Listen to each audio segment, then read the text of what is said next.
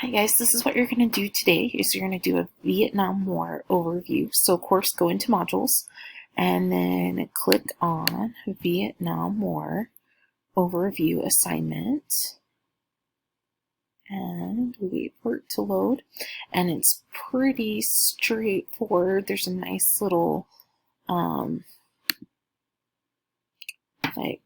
starting with contact.